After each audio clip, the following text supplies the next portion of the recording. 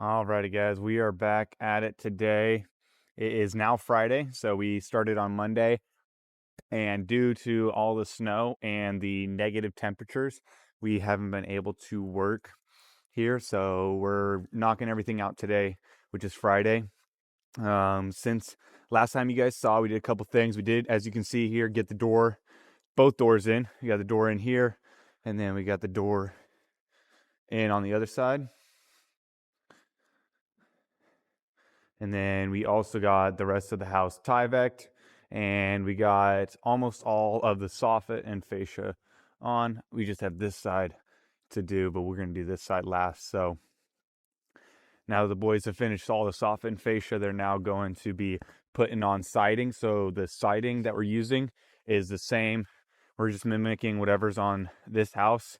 So it's going to be a lap siding is going on here. And for lap siding, there's a lot of prep work. For one, as you guys can see, Dom right now is going to pull in 16 inches from the outside. That way he can get the marks for where we are going to be nailing.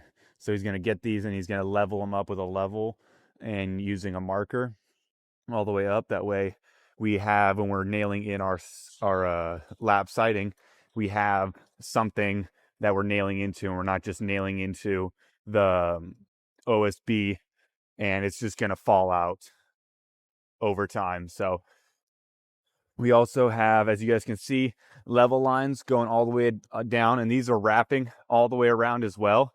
And they're going to be exactly the same. So what we did is we just took a laser, we put the laser in 2 spots on the house so that we get both exactly perfect. And we pull the laser line. So this is a laser line that's going to be wrapped around the entire house. And we're going to take all our measurements off of there. And then down here, as you guys can see, that's where the first piece of lap siding is going to go. And then, as you also can see, these are the lines where the studs are that Dom put marked with the marker all the way up, so that way we can see it. We also have, I believe this is a 2-inch rip from a piece of lap siding, and this is going to go right at the bottom there, and that's kind of going to be our starter, where the first piece of lap is going to go over top of that.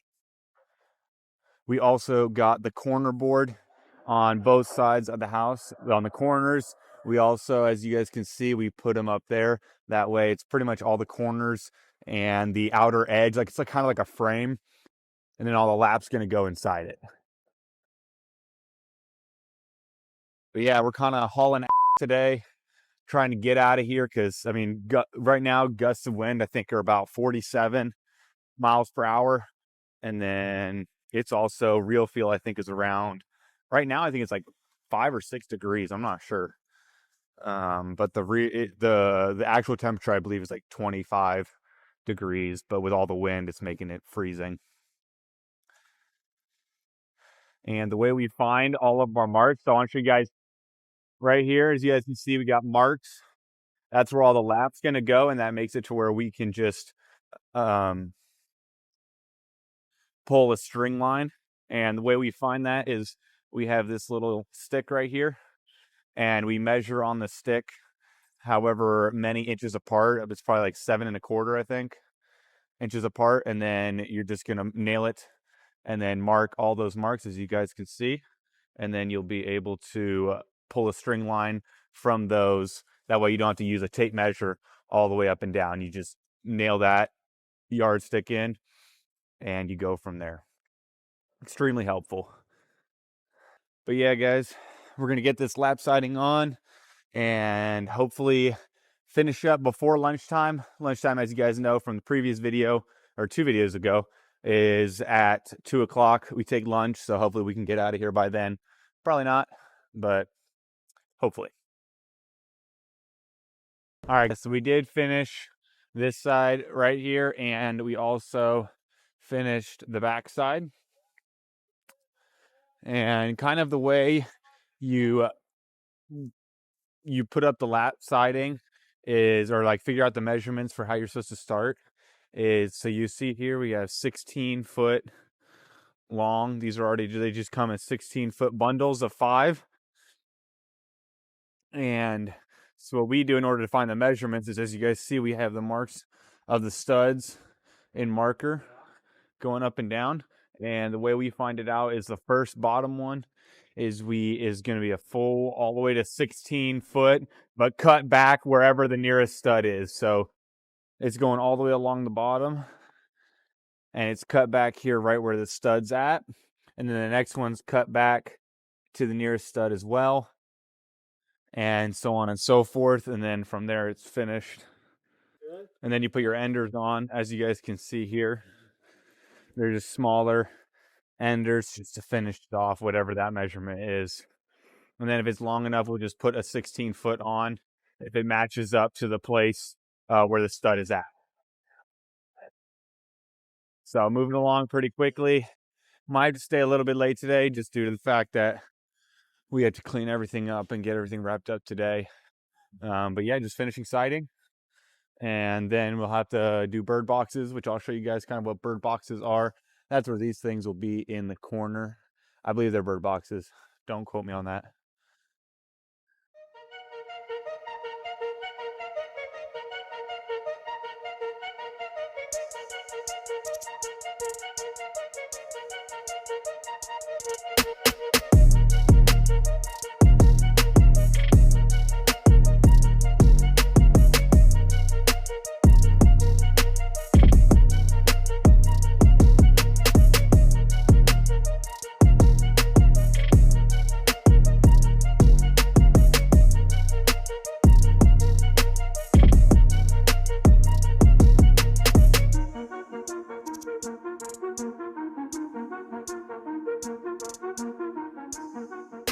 We're going to show y'all how to do a bird box. Bird box is where your pitch of your roof comes in and meets a soffit. You got a big old gap there, and you got to close it up. So this is the way that we do it. So I like to keep my bottom of my bird box nice and flat, level with my fascia line. So I have 4 foot. It's a 4 foot level because it's a 2 foot overhang. Brought my fascia over nice and level to right here. That'll be the bottom of this piece of 1x12 that goes in here, and it goes plumb, nice and level up into my soffit going up the rake. And then I will take a 2 foot level,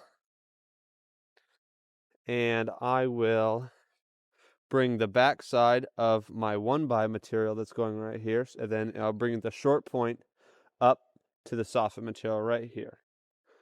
So you just bring a 2 foot level on in here like so. And make a mark. Like that. And sometimes I'll square it back towards me a little bit if I need to. Because sometimes it's like it's over 11.5 or 11.25, whichever stock you're using, of 1x12 or 2x12, whatever you want to do. Sometimes over that, so I'll put a little backer piece that comes down with like a bevel, a 2x6. It'll come down, something I can nail into a little bit easier. But right here, my measurement, we'll see if I need to actually put something there. I have 10 inches right now, so that'll be good. I don't need to put any backing right there since I have 11.5. So we have 10 inches. So I measured from my level line over from the outside of our fascia. From that point, went up to my short point, 10 inches. And I can yell at Gabe, hey, it's going to be square to short point of a 412 bevel, 10 inches. And then the next thing you're going to want to do is measure the width of your stock, the piece that you're going to be putting in right here. So right here I have 11 3/16. And then you want to check the top too, not just the bottom, because it could differ. So right here I have 11 5/16 down to 11 3/16. So what I'm going to do is I'm going to split the difference, and I'm going to fudge this out just a little bit. So bird boxes, there's a lot of cheating. Otherwise, you're going to be here for hours, and we're not doing it for hours. So I cheated a little bit. So my middle number is 11.25. So we're going to do 10 inches tall by 11.25 inches wide, and we're going to put that piece in there.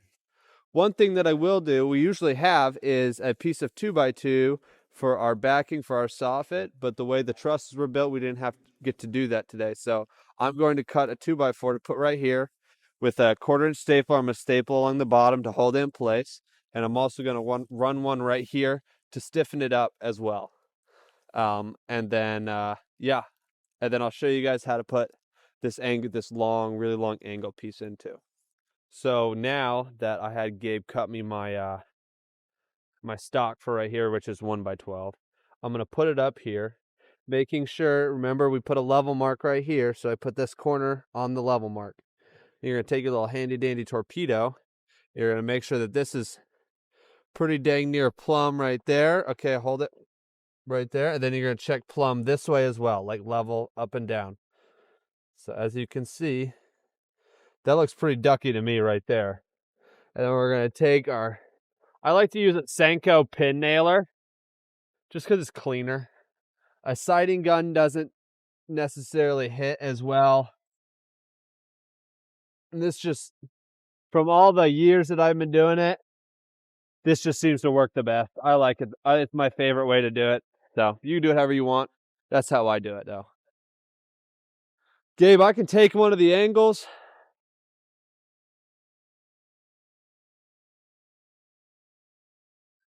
I know, I saw that.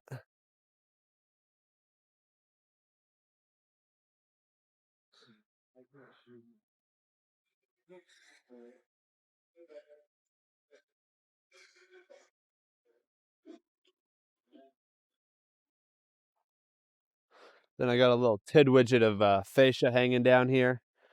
Gonna use my multi-tool here and nip it off.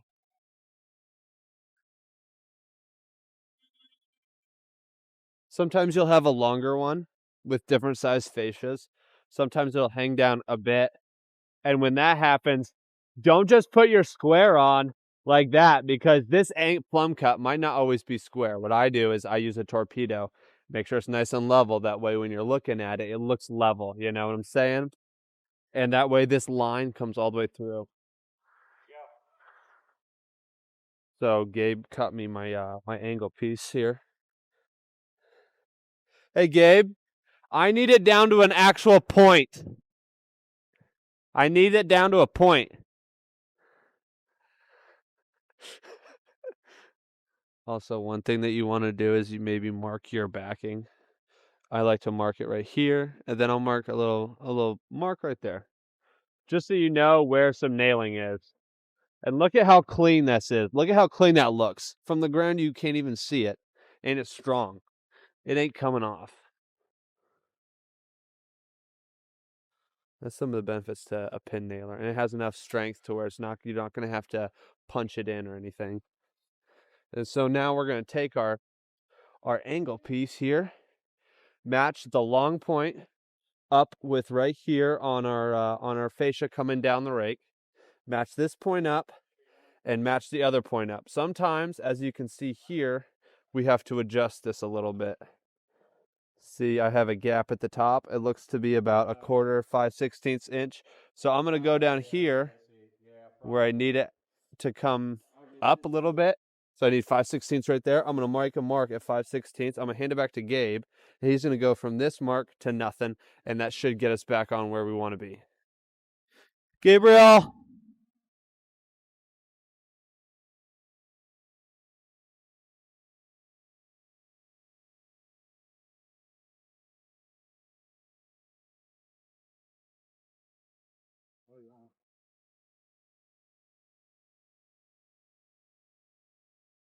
Here you go.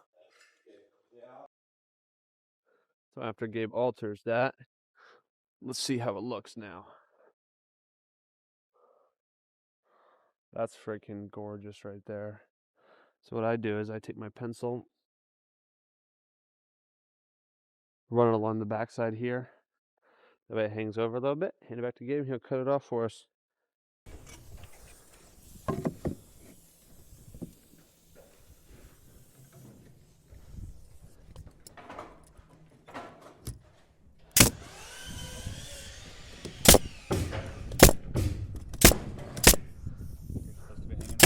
Yep.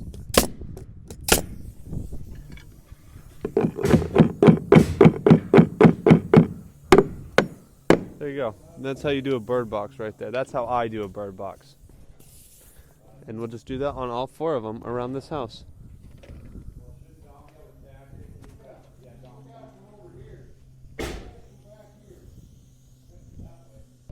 Alrighty guys, that's gonna wrap it up for this week's video. Thank you guys so much for watching. I greatly appreciate it. If you guys don't mind just hitting that subscribe button and also like and share this video if you guys could, that'd be great.